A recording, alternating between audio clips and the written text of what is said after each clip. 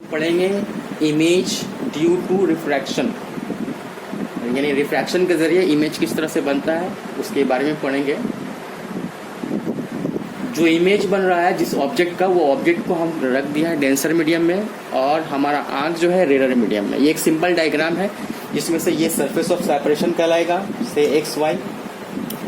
इसके एक तरफ पानी है, यानी एक्स वाई की इस तरफ पानी है और उसकी तरफ उस दूसरी तरफ रेयर मीडियम है। मान लो कि एयर है, थोड़ी देर के लिए मान लो ये पानी है और ये एयर है। ये डेंसर मीडियम एंड ये रेयर मीडियम। इसका रिफ्लेक्टिव इंडेक्स को मान लो μ2, इसका रिफ्लेक्टिव इंडेक्स को मान लो एयर का μ1। ये रेयर मीडियम कुछ भी हो सकता है, हवा या कोई भी दूसरा मीडियम हो सकता है। ये डेंसर मीडियम को हम पानी ले लिया, कोई भी दूसरा मीडियम भी हो सकता है, ग्लास भी हो सकता है। यहाँ पर हम एक कोई ऑब्जेक्ट रख दिया, मान लो कि हम पानी के अंदर एक कॉइन डाल दिया। तो जाहिर सी बात है कि पानी के अंदर जब कॉइन को रख देंगे तो अगर हम कॉइन को अपनी आंखों से देखते हैं पानी के अंदर तो वो कॉइन थोड़ा सा ऊपर की तरफ उठा हुआ दिखाई देता है। तो एक्चुअली में हम लोग जिस चीज़ को देखते हैं पानी के अंदर वो कॉइन नहीं होता बल्कि उसका इमेज होता है। यानी कि कॉइन अगर ऑब्जेक्ट है तो उसका इमेज को हम लोग देखते हैं, कॉइन को नहीं देखते हैं। ठीक है, यहाँ पर देख लो ये इंसिडेंट रे है जो डेंसर मीडियम से जा रहा है और जाने के बाद इस पॉइंट ऑफ इंसिडेंट तक आया। यहाँ से टकराने के बाद ये एयर में आ गया, रेयर मीडियम में। तो ये एंगल ऑफ इंसिडेंट कहलाएगा आई और ये एंगल ऑफ रिफ्रैक्शन कहलाएगा आर, रेयर मीडियम में। ठीक है, और ये एन और एन डैश एक नॉर्मल ड्रॉ किया। तो यहाँ पर ऑब्वियसली कि आई का वैल्यू छोटा है आर से। क्यों? आई जो है डेंसर मीडियम में है और आर रेयर मीडियम। और दूसरी बात है कि μ2 का वैल्यू छोटा है μ1 से। क्यों? कि μ2 क्या है, डेंसर मीडियम, सॉरी μ2 का वैल्यू बड़ा है μ1 से। क्यों? क्योंकि μ2 क्या है, डेंसर मीडियम है और μ1 क्या है, रेयर मीडियम है। क्लियर? यहाँ पर ऑब्जेक्ट जो कॉइन है उस कॉइन का जो डेप्थ है सरफेस से, यानी ऑब्जेक्ट का जो सरफेस से डेप्थ होगा उसको बोलते हैं रियल डेप्थ। क्या कहलाएगा? Real depth. लेकिन हम लोगों को कॉइन यहाँ दिखाई देने के बजाय इस तरफ दिखाई दे रहा है। तो इस इमेज का सरफेस से जो डिस्टेंस है वो कहलाएगा apparent depth. Apparent depth. Real depth को मान लो स्मॉल डी, अपरेंट डेप्थ को मान लो स्मॉल डी डैश। तो हम लोग को मालूम करना है कि कितना रियल डेप्थ, अपरेंट डेप्थ और रिफ्लेक्टिव इंडेक्स, इसमें क्या रिलेशन है, हम लोग यही डिराइव करने जा रहे हैं। ठीक है, यानी कि रियल डेप्थ का रिलेशन विथ अपरेंट डेप्थ और रिफ्लेक्टिव इंडेक्स से। अब देखो ये अगर एंगल आई है तो ये भी एंगल आई होना चाहिए। क्यों? ये दोनों एक दूसरे का कौन सा एंगल है, ऑल्टरनेट एंगल। अगर ये आई है तो ये भी आई होना चाहिए। दूसरी बात, अगेन ये दो लाइन पैरेलल है, ये थर्ड लाइन इसको काट रहा है, ये लाइन ट्रांसवर्सल है। तो अगर ये एंगल आर है तो ये एंगल भी क्या होना चाहिए, आर। ये ज्योमेट्री का प्रॉब्लम है। ज्योमेट्री में तुमको पता होगा कि ये दोनों एंगल कॉरस्पॉन्डिंग एंगल आपस में बराबर होता है और ये आई और ये आर, आई और आई ये दोनों ऑल्टरनेट एंगल है, ये भी बराबर होता है। क्यों? क्योंकि ये दो लाइन क्या है, पैरेलल है और ये थर्ड लाइन इसको काट रहा है यहाँ पर ये लाइन इसको काट रहा है, ट्रांसवर्सल। ठीक है, अब देखो अगर हम जनरलाइज स्नेल्स लॉ को अप्लाई करते हैं, जस्ट इससे पहले हम ड्राइव किए रिलेशन जनरलाइज स्नेल्स लॉ, वो क्या बोलता है, जिस मीडियम में एंगल बन रहा है उस मीडियम का एंगल और उस मीडियम का रिफ्लेक्टिव इंडेक्स बराबर होता है दूसरे मीडियम में बनने वाला एंगल का साइन और दूसरे मीडियम का रिफ्लेक्टिव इंडेक्स। यानी हम लिख सकते हैं इस एंगल में, इस मीडियम में क्या एंगल बन रहा है, ये वाटर में या डेंसर मीडियम में एंगल आई बन रहा है और रिफ्लेक्टिव इंडेक्स क्या है, μ2। हम लिख सकते हैं μ2 into sine I2 equal to rare medium में का रिफ्लेक्टिव इंडेक्स क्या है, μ1 है और वहाँ पर एंगल जो बन रहा है आर बन रहा है। तो लिख सकते हैं μ1 साइन आर। ठीक है, तो इस तरह से हम लिख सकते हैं μ2 by μ1 equal to sine R by sine I. Clear? अब देखो हम लोग मान लेते हैं कि ये लाइन जो है बी ओ या ओ बी, जो ये स्ट्रेट लाइन ड्रॉ किया है, ये लाइन और एन एन डैश जो नॉर्मल, ये दोनों आपस में एक दूसरे के बहुत करीब है। जब ये लाइन बहुत आपस में करीब होगा तो आई का वैल्यू या आर का वैल्यू वही वेरी वेरी स्मॉल होगा। आई और आर क्या होगा, I and R very small. जब एंगल वेरी स्मॉल होता है तो तुम कैलकुलस में पढ़े होगे, theta is very small then tan theta is nearly equal to sine theta when theta is very small. यानी यहाँ जहाँ पे साइन थीटा होगा वहाँ पे हम टाइन थीटा लिख सकते हैं। तो यहाँ पर भी क्या हो रहा है, साइन आर की जगह में टाइन आर लिख सकते हैं और साइन आई की जगह में हम टाइन आई लिख सकते हैं। तो क्या हो जाएगा, टाइन R upon sine I equal to mu two by mu one. ठीक है। अब देखो अगर हम इस दोनों ट्राइंगल को देखें, ट्राइंगल ए सी ये ओ, ट्राइंगल ए सी ओ, यहाँ पर एंगल आई बन रहा है।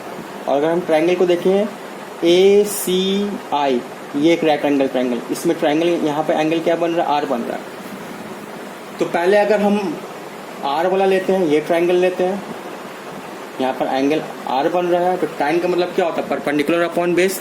तो यहाँ पर परपेंडिकुलर क्या है, परपेंडिकुलर है ए सी और बेस क्या है ए आई। परपेंडिकुलर है ए सी अपॉन ए आई। इसी तरह टाइन आई कहाँ पे बन रहा है, इस राइट एंगल के अंदर बन रहा है, ए सी ओ इस राइट एंगल के अंदर बन रहा है। तो यहाँ पर भी टाइन का मतलब होता है परपेंडिकुलर अपॉन बेस। तो परपेंडिकुलर यहाँ क्या है, ए सी है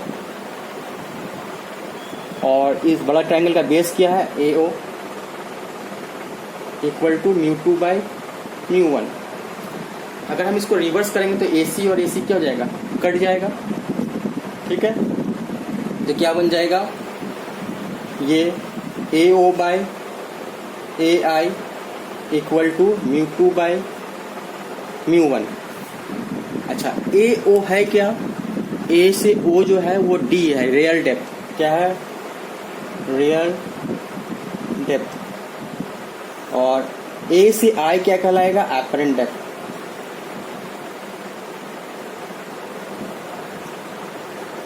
इक्वल टू क्या हो जाएगा, mu two by mu one. Real depth upon apparent depth equal to reflective index of denser medium, mu two denser medium का रिफ्लेक्टिव इंडेक्स है, upon reflective index of rare medium. अगर denser medium का reflective index को mu ले लो, mu two को mu पकड़ लो, और अगर म्यू वन एयर है तो उसका वैल्यू क्या हो जाएगा, वन। तो ये वाला क्या हो जाएगा, real depth upon apparent depth equal to mu. ये हो गया हमारा रिलेशन, यानी कि mu equal to real depth D upon apparent depth D dash. Therefore apparent depth क्या हो गया, डी डैश इक्वल टू क्या हो जाएगा, डी बाई म्यू। इसका मतलब क्या हो रहा है, एपरेंट डेप्थ हमेशा छोटा होगा किससे, रियल डेप्थ से, यानी कि D dash equal to D divided by reflective index of denser medium होता है। इसका मतलब डी हमेशा क्या होगा, छोटा होगा रियल डेप्थ से। ठीक है। देखो यहाँ से यहाँ तक का जो डिस्टेंस है वो डी कहलाता है, रियल डेप्थ, और यहाँ से यहाँ तक का जो डिस्टेंस है वो एपरेंट डेप्थ डी डैश कहलाता है। तो इसका मतलब ऑब्जेक्ट कितना शिफ्ट हो गया अपनी जगह से, यहाँ यहाँ गया है, यानी कि ये हो गया शिफ्ट, इसे कहेंगे शिफ्ट एक्स। तो ये एक्स का वैल्यू किसके बराबर होगा, पूरा डी से small D dash, small D से स्मॉल डी डैश को माइनस कर देंगे तो क्या निकल जाएगा, एक्स। यही एक्स कहलाएगा शिफ्ट, यानी ऑब्जेक्ट कितना ऊपर उठ गया, कितना शिफ्ट कर गया, इसको कहेंगे शिफ्ट। तो एक्स इक्वल टू क्या होगा, डी माइनस डी डैश। अच्छा, डी को डी रहने देंगे और डी डैश अभी निकाला, डी डैश क्या था, डी बाई म्यू, तो डी बाई म्यू। तो शिफ्ट हो गया एक्स, ये इसको डेल एक्स भी बोल सकते हैं। डेल एक्स क्या हो गया, शिफ्ट इक्वल टू, दोनों से अगर डी कॉमन ले लें तो one minus one by mu. ये कहलाएगा क्या, शिफ्ट, कितना ऑब्जेक्ट अपनी जगह से शिफ्ट होकर ऊपर चला गया। ठीक है। हमारे पास अभी दो मीडियम था, एक एयर यानी रेयर मीडियम और दूसरा वाटर डेंसर मीडियम। अगर हमारे पास बहुत सारा डेंसर मीडियम है, डिफरेंट डेंसर मीडियम, यानी ये वाटर है, ये ग्लास है, ये ग्लिसरीन है, ये केरोसिन है, और यहाँ पर एयर है, और हमारा आंख अगर एयर पे हो और कॉइन को यहाँ पर रख दें, यहाँ पे बॉटम में, तब एपरेंट डेप्थ कितना होगा। यानी एक डेंसर मीडियम लेने के बजाय हमने कई चार डिफरेंट डेंसर मीडियम लिया और यहाँ पर कॉइन ओ पर रख दिया, तब हमें कितना एपरेंट डेप्थ कैसे निकालेंगे। तो इसका फॉर्मूला सिंपल है, अभी एपरेंट डेप्थ डी डैश का निकाला था, डी बाई म्यू, सिंगल के केस में। अब बहुत सारा अगर डेंसर मीडियम है तब क्या होगा, डी डैश यानी अपरेंट डेप्थ क्या होगा, D equal to d1/μ1 plus d2/μ2 plus d3/μ3 plus d4/μ4। इसको इस तरह से लिख सकते हैं मैथमेटिकल एक्सप्रेशन में, n equal to 1 to n di/μi। ये हो जाएगा अपरेंट डेप्थ का फॉर्मूला। यानी कि यहाँ पे d1 क्या है, d1 है depth of the denser medium जिसका रिफ्रैक्टिव इंडेक्स μ1 है, d2 है डेप्थ ऑफ द दूसरा डेंसर मीडियम जिसका रिफ्रैक्टिव इंडेक्स μ2 है, d3 है डेप्थ ऑफ द तीसरा रियल डेप्थ ऑफ द तीसरा मीडियम जिसका रिफ्रैक्टिव इंडेक्स μ3 है, d4 है रियल डेप्थ ऑफ द चौथा डेंसर मीडियम जिसका रिफ्रैक्टिव इंडेक्स μ4 है। तो ये फॉर्मूला हो जाएगा जनरल फॉर्मूला, ठीक है। यानी कि ये सिंगल मीडियम डेंसर मीडियम के लिए, बहुत सारा डेंसर मीडियम के लिए, ठीक है।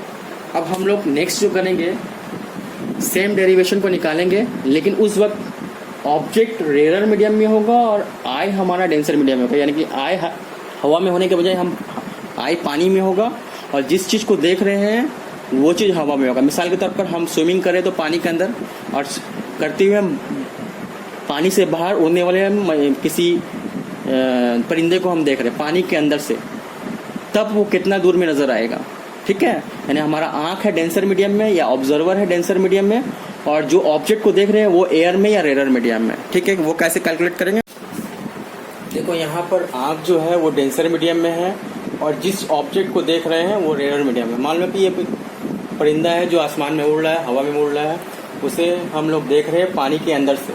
हमारे आंख या ऑब्जर्वर कहाँ है, पानी के अंदर है। मान लो ऑब्जर्वर है जो पानी के अंदर से उस पर चिड़िया को देख रहा है, तो वो उसे ये चिड़िया कितने दूरी पर नजर आएगा, अगर चाहे वो है यहाँ पर, लेकिन उसको परिंदा को यहाँ पर नजर आएगा, उसका इमेज यानी कि जितना दूर है उससे ज्यादा दूर नजर आएगा, ठीक है। अच्छा, यहाँ पर ये इंसिडेंट रे है, ये रिफ्लेक्ट होकर क्या होगा, टुवर्ड्स द नॉर्मल झुक गया। ये स्मॉल आर ये एंगल ऑफ रिफ्रैक्शन है, ये एंगल ऑफ इंसिडेंट है और ये नॉर्मल है। अच्छा, ये angle of incident ray reflected ray को अगर हम पीछे की तरफ ड्रॉ करेंगे डॉट डॉट डॉट करके, तो ये जहाँ पर मिल जाएगा वही इमेज होगा। यानी ऑब्जेक्ट है यहाँ पर लेकिन उसे दिख रहा है यहाँ पे, ये हमारा आंख है जो इसे देख रहा है ऑब्जर्वर। इस पॉइंट को ए बोल दो, इस पॉइंट को सी बोल दो, इस पॉइंट को बी बोल दो, इस पॉइंट को डी बोल दो। तो बी डी के दरमियान हमारा आंख है जो ऑब्जर्वर को देख रहा है। कहाँ पर देख रहा है, वो इसे देख रहा है, इमेज को देख रहा है, लेकिन असल में वो कहाँ पर है, ऑब्जेक्ट ओ पर, ठीक है। हम लोग कैलकुलेट अच्छा, ये कहलाएगा रियल डेप्थ डी सरफेस से, इसका जो हाइट है वो रियल डेप्थ है। और अपरेंट डेप्थ क्या है, यहाँ से यहाँ तक अपरेंट डेप्थ डी डैश। देख रहे हो डी डैश का वैल्यू ज्यादा है बनिस्बत के, यानी अपरेंट डेप्थ का वैल्यू ज्यादा है बनिस्बत के रियल डेप्थ के, ठीक है। अब हम लोग इसको कैसे करके पता करेंगे, कैसे मालूम करेंगे, जिस तरह से हम लोग पहले किया था वैसे ही करेंगे। इस जनरलाइज स्नेल्स लॉ का अप्लाई करेंगे। करने के बाद हम लोग क्या लिखेंगे, इस मीडियम का रिफ्लेक्टिव इंडेक्स को मान लिया μ2 डेंसर मीडियम को, और रेयर मीडियम का रिफ्लेक्टिव इंडेक्स को मान लिया μ1। यहाँ पर बनने वाला एंगल r और यहाँ पर बनने वाला एंगल I, तो हम क्या लिखेंगे, साइन ऑफ r और μ2, यानी जिस मीडियम का रिफ्लेक्टिव इंडेक्स उस मीडियम में बनने वाला एंगल का साइन बराबर होगा दूसरे मीडियम का रिफ्लेक्टिव इंडेक्स और दूसरे मीडियम में बनने वाला साइन ऑफ एंगल I, ठीक है। इसी तरह हम इसको इस तरह से भी लिख सकते हैं कि μ2/μ1 equal to sine r by sine I, ठीक है। अच्छा सॉरी, ये वाला I होगा और ये वाला R होगा, तभी तो क्रॉस मल्टीप्लाई करके ये यहाँ ये आएगा और इससे मल्टीप्लाई करके ये आएगा, ठीक है। अच्छा, ये एंगल अगर पूरा का पूरा I है तो ये एंगल में क्या होना चाहिए I, और ये एंगल अगर R है तो ये एंगल कितना होना चाहिए R। अगर ये एंगल R है तो ये एंगल क्या होगा R, ठीक है। ये वर्टिकली अपोजिट एंगल ये और ये वर्टिकली, ये अगर स्मॉल r है तो ये भी स्मॉल r होगा, ये एक स्मॉल r है तो ये अल्टरनेट एंगल इसका है, ये भी स्मॉल r होगा। अच्छा, इसी तरह से हम लोग क्या I and R is very small, तो हम साइन I को साइन R से टाइन I से रिप्लेस कर सकते हैं, जैसा कि हम पहले किए थे। तो इसको टाइन I से रिप्लेस कर देंगे, जिस तरह से पहले किए थे सब कुछ वैसे ही होगा। इसको टाइन R से रिप्लेस कर देंगे, ये μ2/μ1 हो जाएगा। अच्छा, ये वाला क्या होगा, अगर टाइन I को देखोगे तो ये वाला एंगल के अंदर बन रहा है, यानी कि परपेंडिकुलर बाई बेस। तो परपेंडिकुलर क्या हो गया AC बाई बेस क्या हो गया इसका AO। उसी तरह से tan r को देखोगे, tan r किसमें बन रहा है, इसमें बन रहा है, तो परपेंडिकुलर क्या हो गया, ए सी अपॉन बेस क्या हो गया, A I equal to mu two by mu one. अगर हम काट देते हैं ए सी को तो क्या हो जाएगा, ये रिवर्स होके A I by A O equal to mu two by mu one. A I क्या है, रियल ए है अपरेंट डेप्थ, और ए ओ क्या है, रियल डेप्थ। ये बराबर किसका हो जाएगा, mu two by mu one के।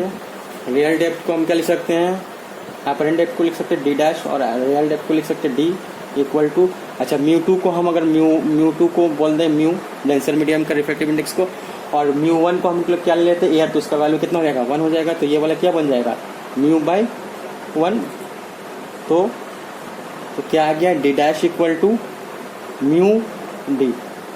तो ऑब्वियसली ये क्या हो गया, डी डैश का वैल्यू डी से बड़ा है, यानी म्यू टाइम्स ऑफ डी को जब मल्टीप्लाई करेंगे तब डी डैश आएगा, यानी कि वो ऑब्जेक्ट जो है और दूर चला जाएगा, उसका इमेज और दूर चला जाएगा। जो भी परिंदा को अगर उड़ते हुए देख रहे हैं वो हमसे और ज़्यादा दूर नजर आएगा जितना कि वो हकीकत में है।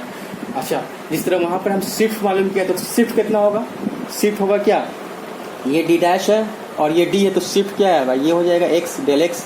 तो डेल एक्स क्या हो जाएगा,